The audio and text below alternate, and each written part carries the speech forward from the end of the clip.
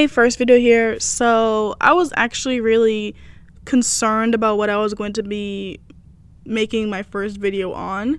For example, I just got done my first year of university and I was going to talk about my roommate and college experience, maybe my work stories, cousin stories, my stories on being mixed, but I decided to play it safe and talk about something that I'm also passionate about, and that is my siblings.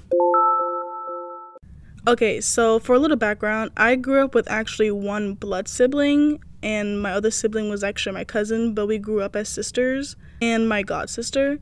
So Amanda, the youngest one, was the most annoying one because she would always tattle and want to be involved in everything. Taylor was the most chill one, and she was pretty laid back and went along with anything I said, and I'm pretty sure that's why she was everyone's favorite, because she did that to everyone.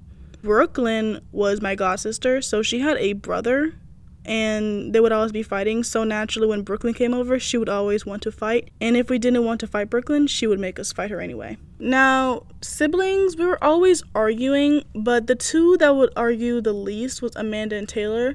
Amanda being the most annoying one and Taylor being the most chill one. It seemed like Amanda was the most chill when she was around Taylor, so the adults always kind of let them do their own thing as long as Amanda was chill.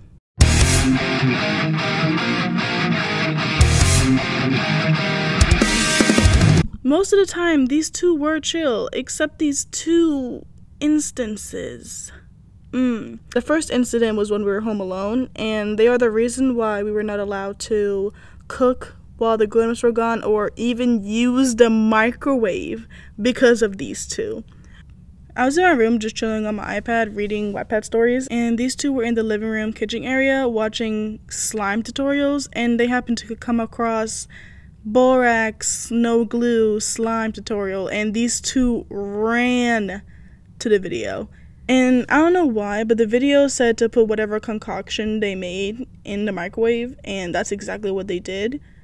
And I think it was for like 5 minutes. There was this bubbling concoction just in the microwave, and I'm chilling in the back room reading my iPad story, and it was just getting to the best part when suddenly I hear a scream.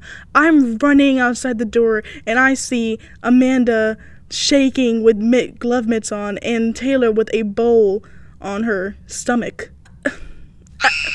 Okay, so we're rushing to get this thing off Taylor, and when it comes off, there's this big red bruise on her. I'm calling my parents worried. They're rushing in, and they're suddenly seeing this big bruise on Taylor's stomach, and after that, they were just like, we cannot trust you guys with this microwave. We cannot trust you guys with any of these electronics when we're gone anymore. And rightfully so, I was pretty upset, because for a good 5 years after that, I had to eat cold pizza, whether I liked it or not.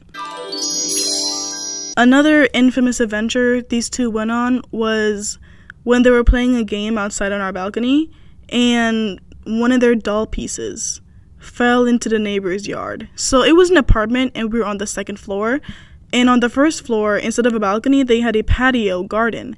Now, I don't know how they came to this solution, but Amanda and Taylor went inside the house and started gathering every single blanket, towel, clothes, sheet they could find and tying it together. Now, my mom was home for this one, and if she wasn't, I fear what could have happened. I was in the room, once again reading my iPad, and my mom was actually taking a nap, and they did the unthinkable. They threw these rope concoction they made over the balcony. Thankfully, the neighbor saw. She was curious on what it was until she saw Amanda's little legs dangling down from the balcony, and she started screaming so loud it woke my mother up, and she opened her eyes to see Amanda dangling off the balcony and Taylor holding onto the rope. She is panicking, running out the door, and went to grab Amanda, and she apologized profoundly to the neighbor. Now, as mentioned before, Brooklyn does have a brother at home, and I'm pretty sure this was normal for all girls with brothers. They would always be fighting at home, like play fighting, play wrestling. So Brooklyn, whenever she was over, she would always want to do that with us. And whenever we tried telling the adults that Brooklyn was trying to fight us, Brooklyn put on the sweetest little face, and they never believed her. But when we were in private, Brooklyn would not waste the opportunity to jump on us. I remember one time it was so bad. We were all trying to go to sleep, Brooklyn was trying to wake me and Taylor up so we could fight her. And I swore it was like 11 p.m. at night, and we're just like, no, Brooklyn, please let us sleep. We're tired of fighting you. It was fun at first, but please let us rest. But Brooklyn was not giving up. I'm going to sleep, and suddenly I feel punching in my face, and there's Brooklyn on top of me, straddling me, punching in my face, and suddenly I jumped up and pushed her off me, and I said, I hate you. And Brooklyn, oh, Brooklyn, I don't know if it really hurted her, because she smiled at me and she said, fine.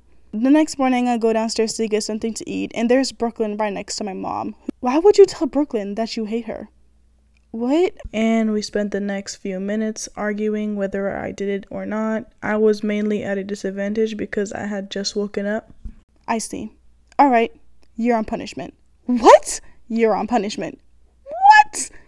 And little me, tired and exhausted, Brooklyn comes up to me. She taps my shoulder and she bends me down. This is why you should have fought me.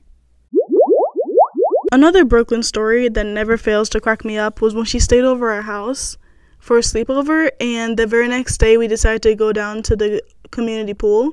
Now, the average pool was like, it had like the kids pool, but all the kids thought they were, we thought that we were too cool for the kids pool, so we just stayed in the 3 feet zone. What Brooklyn failed to mention to my mother that day was that she was taking swimming classes with her own mother back home. So imagine my mother's shock when she's setting up her stuff and she sees Brooklyn scream, "Cannonball!" right into the deep end. My mother is panicking, and it was only us and the lifeguard. But for some reason, Taylor stops my mother and she says, I got this.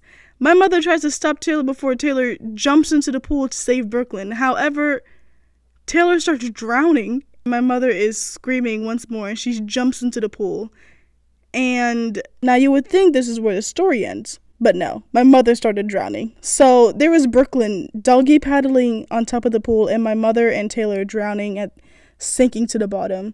The lifeguard just so happened to notice this catastrophe going on, and they jumped in and saved my mother and Taylor. And Brooklyn doggy paddled her way all the way over to the 3 foot zone.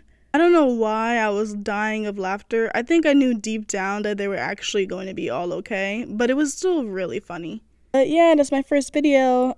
You guys have a wonderful day, and I hope you enjoyed the video. And if you have the time, please like, comment, and subscribe. Thank you. Bye-bye.